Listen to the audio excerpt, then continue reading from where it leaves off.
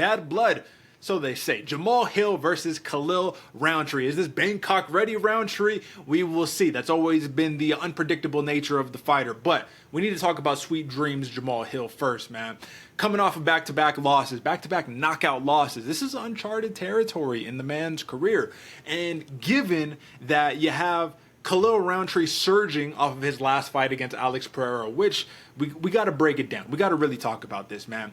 He won a round. I'm not sure. He had 2 rounds against Alex Pereira that were exciting, that got people going because he did better than he was anticipated by the people.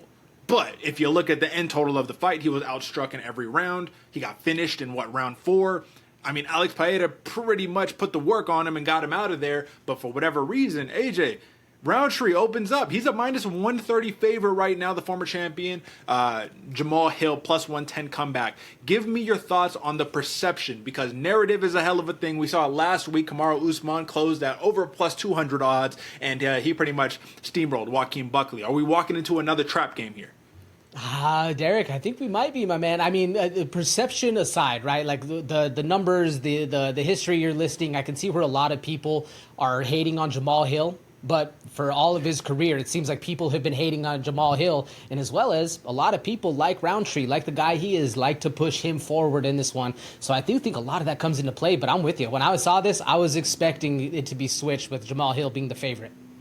I mean, I'm not surprised per se. I've been scrounging the YouTube comment sections as I've been doing some film study, and you'll see that a common trend is Khalil Rountree is the more likable guy, so that's why I think he's going to win. Jamahal Hill, he's so bitter after his losses. Oh, he's definitely going to lose. And it's like, all right, but let's actually break down the fight. And when I did my film study here, AJ, I don't know if you felt the same way.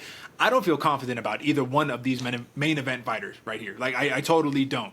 Khalil Rountree, he's a low-volume striker with massive power upside, but once the fight goes past about like 2.5 rounds, things start to slip away from his grasp. Jamahal Hill, even though he's had holes in his game, which I want to talk about here, but he has some big wins, some big knockouts, but the last 2 fights, especially the last fight against Yuri Prochazka, with the knee braces on, he had to postpone this fight because of a partial meniscus tear, I believe.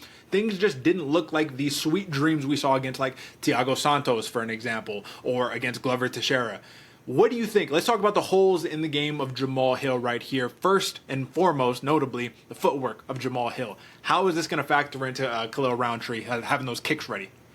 Yeah, I'm glad you noted that, Derek, because one of the things I like and see a problem in the Jamahal Hill game is he's down to sit in the pocket and trade. And if you sit in the pocket heavy on that front foot, heavy with a couple knee injuries, like you said, Bangkok-ready Khalil Rountree will just absolutely chop that tree down, man. He hits with power, like you said, very thick. This guy delivers, and we've seen with Jamahal Hill, his even if he's not engaging, his lack of tendency just to get away once his combo's done, right? He's down, he sits in there, and it's an exciting fight, but it does provide him a lot of chances to get touched up.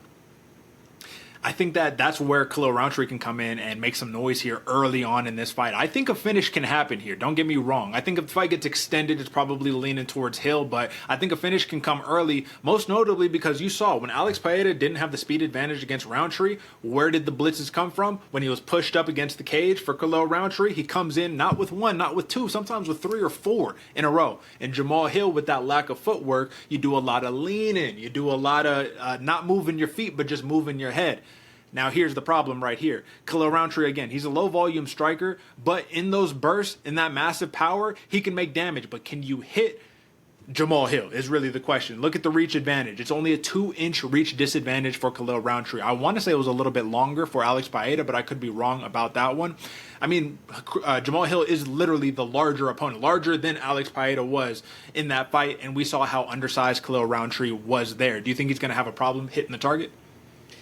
I think for the first, especially right when the fight starts, Derek, I do like the blitz that Rountree has because, like you said, he is throwing volume in it. And being the shorter fighter, you need to close that distance in the range to actually get in there and do some damage. But I do think it's going to take a minute and a half or a round and a half maybe to kind of figure this one out. I see the fight going longer, but I'm with you, man. There's things in both fighters' game where if they find those moments, they can hit that knockout shot. If Rountree is able to blitz in and then just find that chin, find where Jamahal Hill is overextending or pulling back, he can touch the chin and put people to sleep. It's just finding those moments is going to be hard at the start.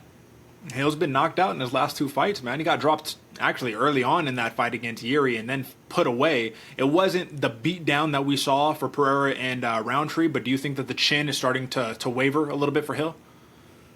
I don't want to say yes, Derek, because we've been proved wrong, especially with Jamahal Hill before. Remember, he had the whole hand issue going on. That goes in next fight. That's the first one he throws. So I don't doubt him.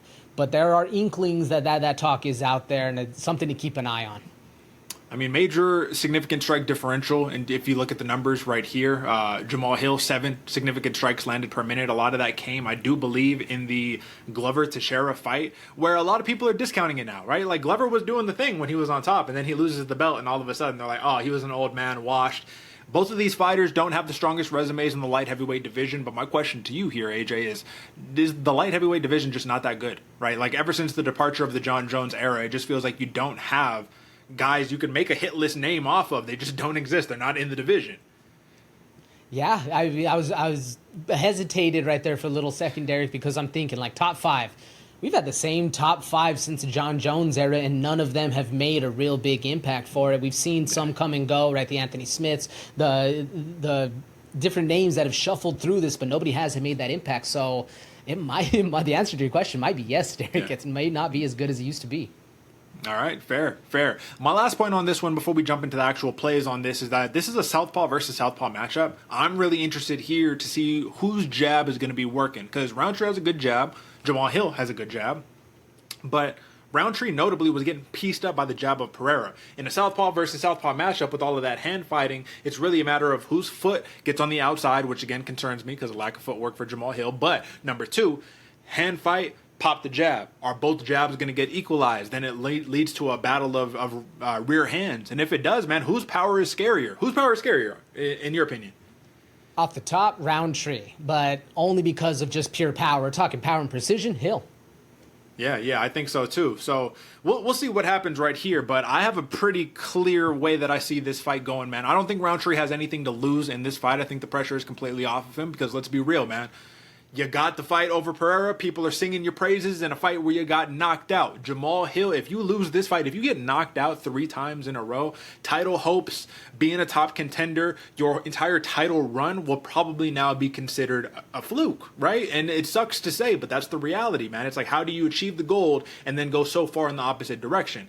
I think a loss for Rountree kind of does nothing to his career. I mean, it's smooth sailing, more or less, right? It's like, oh, I hope I get another opportunity. This was really the shot to get into the rankings. All the pressure is on Hill, back against the wall moment right here. For that reason, AJ, I'm going to roll with the plus money. I'm going to take a repeat on last week. I'm going to take the former champion at plus money right here. You can clock him out plus 105, plus 110 right now. I think that the narrative is shifting this odd for Rountree. And I think that the fight's going to go over 2.5 rounds right here. I really think that the longer this one goes, Hill is the play, but I like the money line by itself. How are you seeing this? I'm with you, especially the previous champ being at plus money right here, folks, all day long. I can see how this fight ends, but I'm with Derek. I think this one's going the longer distance. I like Hill. I like the decision as well, but I'm rocking with you on the money line. It makes the most sense. Would you do a plus money play on that decision? Let me see where we're sitting at. Right now, for a decision for Jamahal Hill, plus 475 on points. Are you taking a total? You taking a money line? Or are you rolling on the points? You know, Derek, I'm going with the decision. I feel good about it. I think with Hill, how he needs to fight this one to be able to stay safe in the style of fight that he's going to fight. He's going to want to extend it. I like the decision at plus 475. I'm running with it. All right. Well, may the odds ever be in your favor, my friend. We'll stick with the over 2.5 to keep it safe right here. But if you are a Khalil Rountree bettor, I do encourage you go under 2.5 rounds. That's sitting at minus money right now, currently at minus 185. You got 1.5 on the ESPN Sportsbook, so we shall see. All right, folks, but that is your main event right here. We're rocking with the former champion, Jamahal, Sweet Dreams, Hill.